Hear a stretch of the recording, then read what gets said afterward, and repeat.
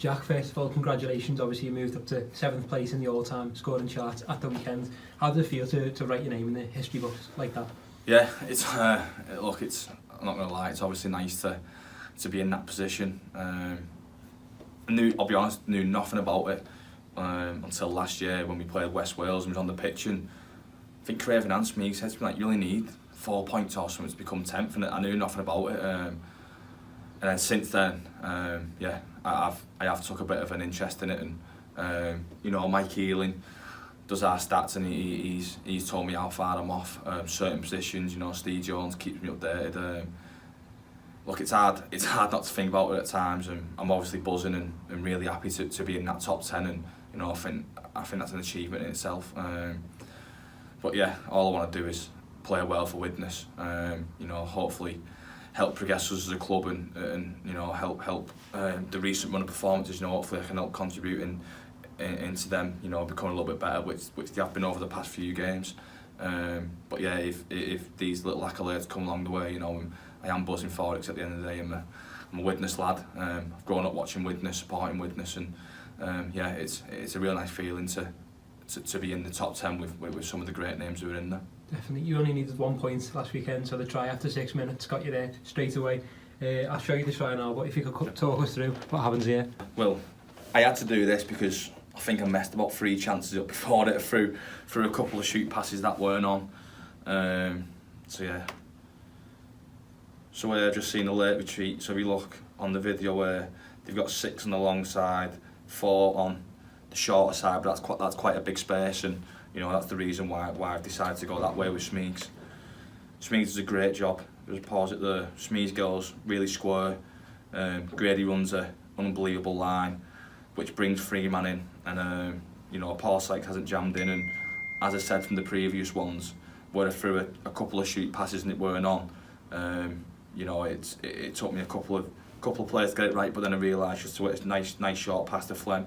Flem probably could have scored himself, to be fair, and that might be, you know, class as G whether it's forward or not, but yeah, it was well worth trying in the end, and like I said, it took me a couple of attempts to work it out, but you know, there was great work done by Smeeks and Grady to allow in that space. Definitely. You obviously got in towards the end as well for another try. It was 2 tries and 2 assists as well. Just talk us through that the second one as well. Yeah, so I'm unsure which way I'm going to play it at the minute. If you look at, I start to come to Craven's side, and you can just see where, you know, the fullback's sending his number the other way, and it just felt like there was more space on the other side, and you see Lawton there with his hand up. Lawton weren't so happy I went on the other side, but just felt like on the weekend we had that edge. So as the player rolls on here, again, Smees plays to give me the ball quite early, but where you see again Sykes is backing off a bit.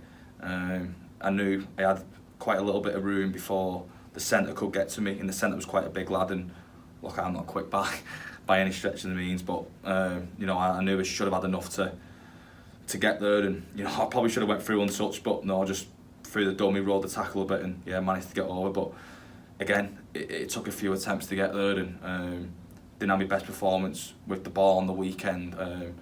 You know, when it mattered, I picked the right pass. Like you said, I got a couple of assists and scored in tries. But yeah, hopefully in the future it doesn't take us to the 73rd or 74th minute, whatever it was, to get that try. We get it a little bit quicker. Definitely. Next up then is obviously Malas being number 6 in the point scoring chart. You're 72 points off that at the moment.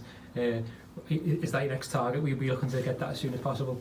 Well, yeah. Look, I'm not going to lie. Now that I know it's there, I would like to get there this year. Get the kicking boots on a little bit better. You know, I kicked well against Workington last week. Didn't miss. Then last week it was a little bit scratchy. Went 3 from 5, which is all right. But you know, if I can, you know, improve that. But at the end of the day, I want to get playing consistently again, and playing consistently well. Bit of a strange year for me, you know. I've never been in a position where I've missed a run of games through injury. Come back, played shocking against York and Newcastle. Ended up getting my operation after that, and yeah, I'm 4 or 5 games in now, and starting to find my feet a bit. Trying to hopefully get a little bit of fitness back. But no, the main thing for this year now is that, you know, we finish the season strong, and we focus on ourselves. We get a run of wins, we focus on ourselves, and you know, hopefully teams around us start losing. Because at the end of the day, we need that to happen if we still want to reach that top 6. And look, at the end of the day, it's going to be hard to do, but all we can do is focus on ourselves, get better. And if the accolade of becoming 6th in the highest point score for Widnes, I get there, great. If not, no issues, and whatever I get to, I get to.